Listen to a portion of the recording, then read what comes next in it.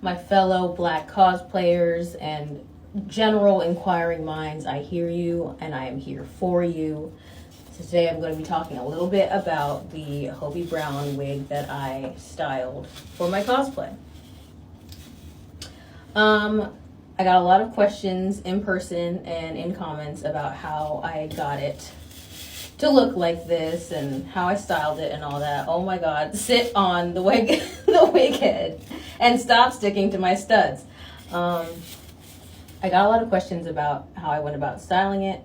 I really had no idea what I was doing going into it, but I didn't know what the hairstyle was supposed to be. He has wicks in his hair, so I was looking up some tutorials for how to style wicks. And I did find some like beginner wicks instructions. I was like, great.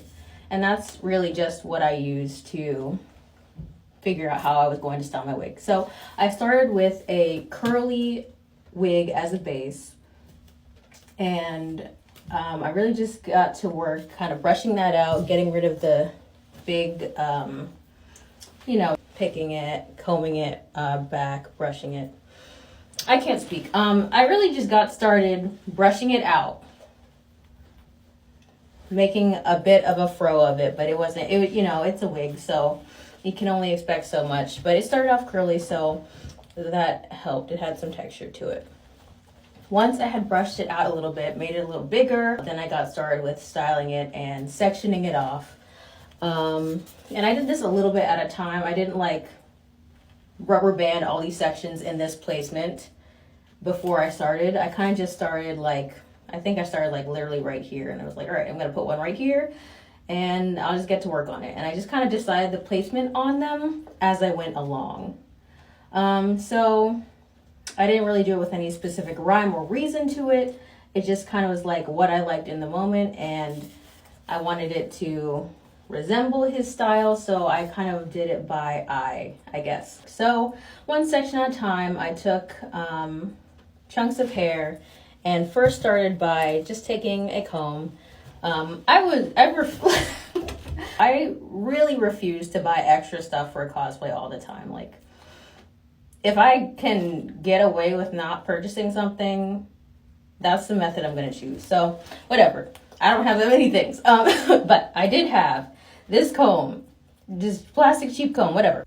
I had this ventilating needle. What the tutorial actually told me to use was crochet needles for hair, but I didn't have one and I wasn't going to get one.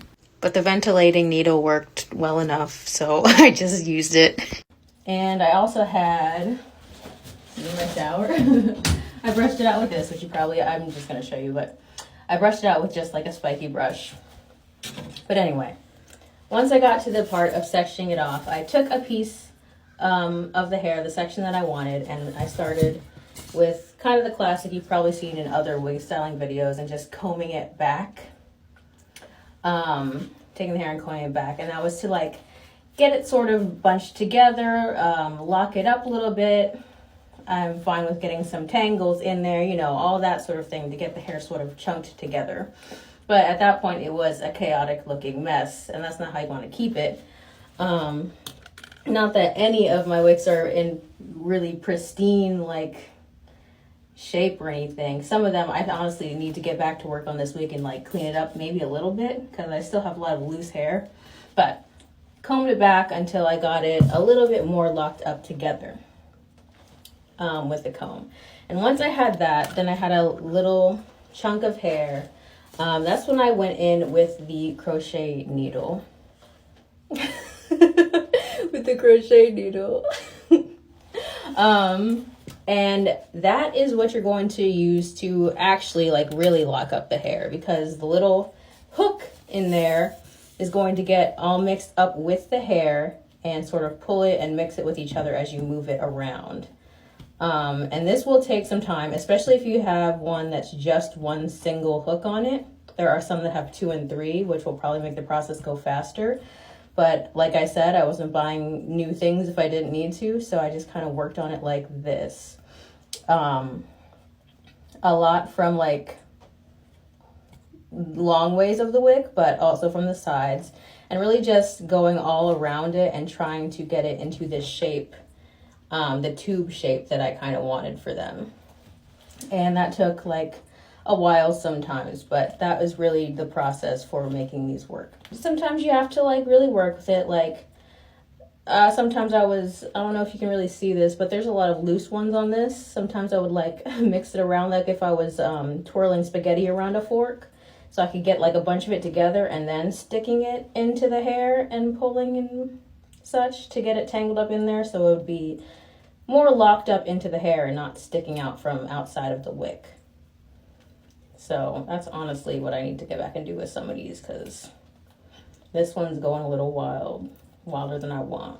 It takes some time, and you kind of just have to keep playing with it, keep working on it.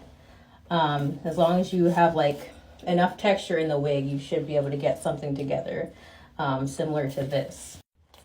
Okay, also to note, while you're doing all that, make sure you have your wig kind of put down, like pinned down to a wig head or, you know, something, so it's not moving around. I forgot to say that, but that is what I was doing while I was actually working on it.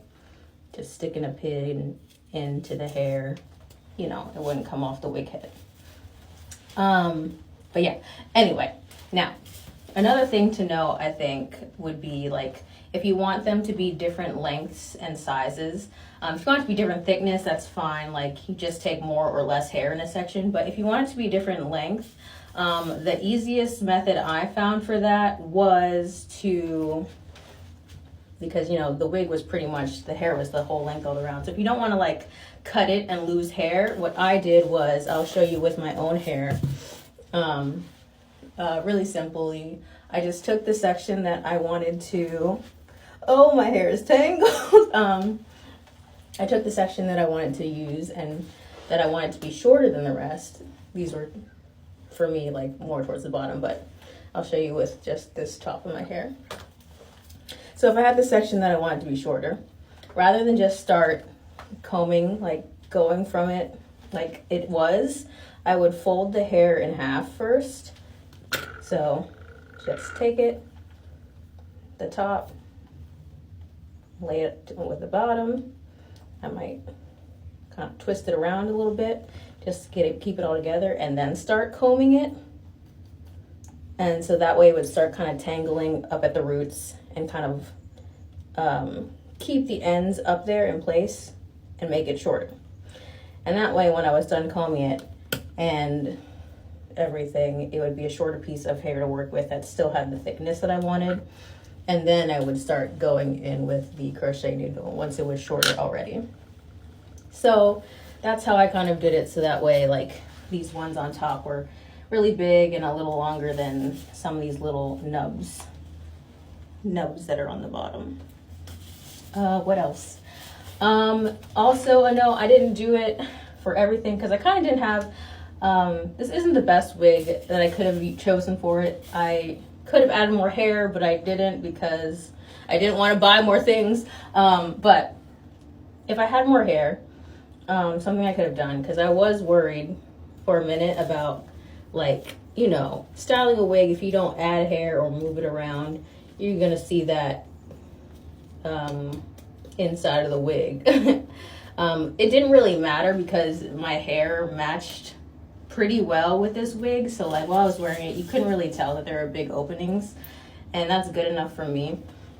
But if it is a concern for you, you could probably add hair and sort of use the similar method to kind of get it locked up and kind of lock it into the hair, because I was already doing it a little bit with what hair was on the wig. Yeah, it was mostly all like this, where I could see like where the wig was exposed and not completely together. You can see the wig head through it. I would sort of, see if I can demonstrate it. Take like two wicks and try and like pull them towards each other and try and start closing up this space. I did that mostly towards the top and kind of stopped doing it when I got towards the bottom. Doing that might alter how the different sections are placed, and I kind of liked how they were like laying. I did that a lot up here, where I just sort of like pulled the crochet needle from one to the next to sort of start pulling the hair in place and cover up any spots that I didn't want to look too like empty. Here it is. So that's how I did it, and go forth and style if you want.